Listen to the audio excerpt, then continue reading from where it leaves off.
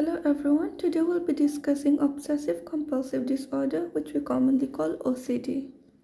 So, what is OCD? Obsessive-compulsive disorder is a long-lasting disorder in which a person experiences uncontrollable and recurring thoughts, which is obsessions, engages in repetitive behaviors, which is compulsions, or both. So, a person can have either obsessions, compulsions, or they can have both. People with OCD have time consuming symptoms that can cause significant distress or interfere with daily life. However, treatment is available to help people manage their symptoms and improve their quality of life. So, what are the signs and symptoms of OCD? People with OCD may have obsessions, compulsions of both, or both, as we mentioned earlier.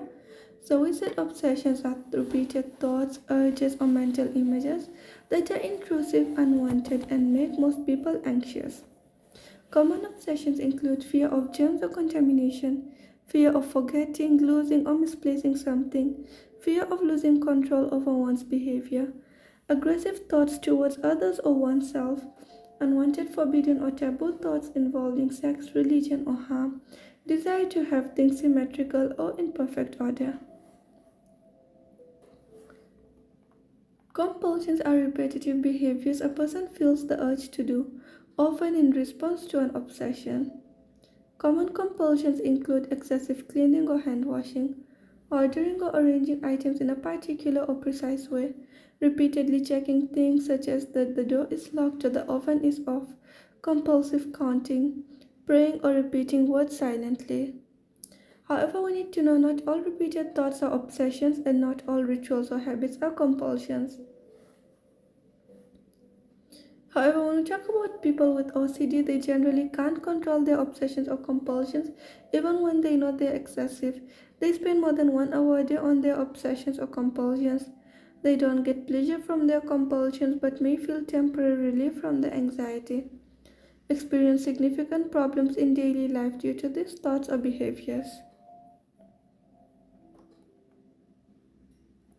So this is basically a chart that's showing the OCD symptoms dimensions.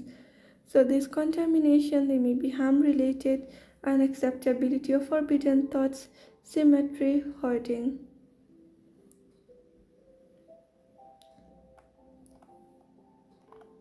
OCD symptoms may begin anytime, but they usually start between late childhood and young adulthood.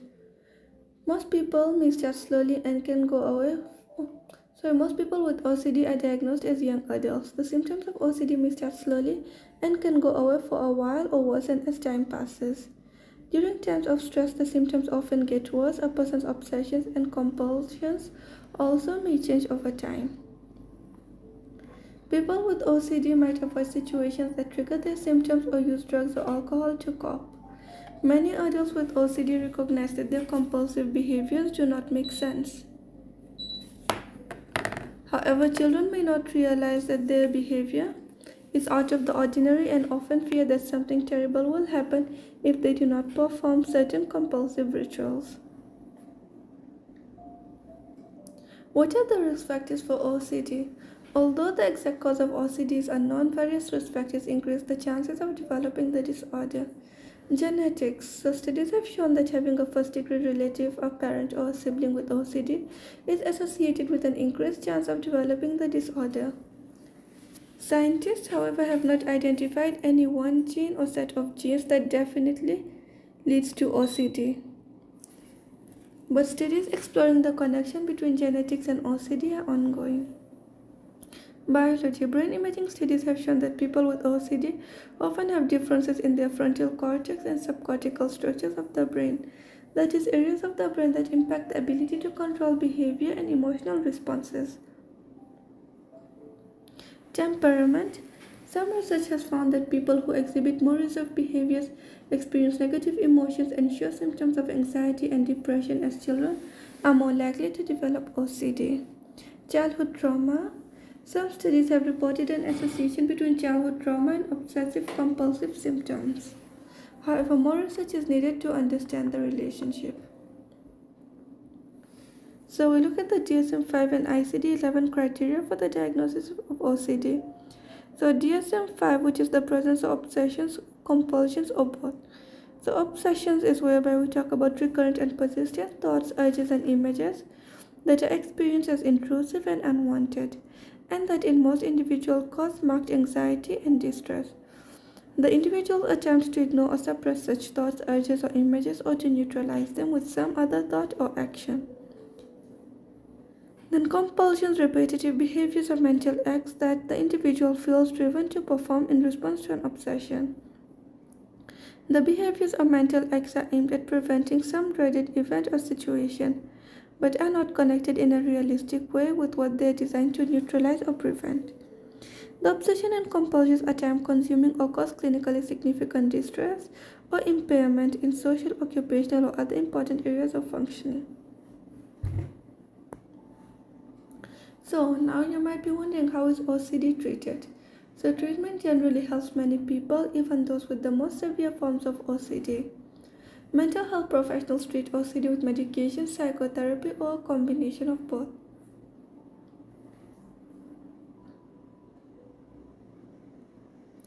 Although there is no cure for OCD, treatments help people manage their symptoms, engage in day-to-day activities, and lead full and active lives. Psychotherapy can be an effective treatment for adults and children with OCD. Research shows that certain types of psychotherapy, including cognitive behavioral therapy, can be as effective as medication for many people. For others, psychotherapy may be most effective when combined with medication. So, cognitive behavioral therapy is a type of talk therapy that helps people recognize harmful or untrue ways of thinking so they can more clearly view and respond to challenging situations. So, the CBT has been well studied and is considered the gold standard of psychotherapy. Then we also have exposure and response prevention therapy, which is ERP. So research shows that ERP, which is a specific type of CBT, effectively reduces compulsive behaviors even for people who do not respond well to medication. With ERP, people spend time in a safe environment that gradually exposes them to situations that trigger their obsession, such as touching dirty objects and preventing them from engaging in their typical compulsive behaviors such as hand washing. Although this approach may initially cause anxiety, creating a risk of dropping out of treatment prematurely, compulsions decrease for most of people as they continue with the treatment. Medication. So the most common medications that are prescribed for ODC are antidepressants that target serotonin, which is a chemical transmitter in the brain that's involved in depression and OCD. This belongs to a class of drugs called selective serotonin reuptake inhibitors. Antidepressant treatment can take 8 to 12 weeks before symptoms begin to improve. And of note is treatment for OCD may require higher doses than are typically used to treat depression. So that's all about OCD. If you like the video, please like, subscribe, and comment. Thank you.